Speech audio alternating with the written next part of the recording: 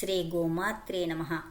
నారద విరచిత సంక్షిప్త రామాయణంలోని 34వ శ్లోకం.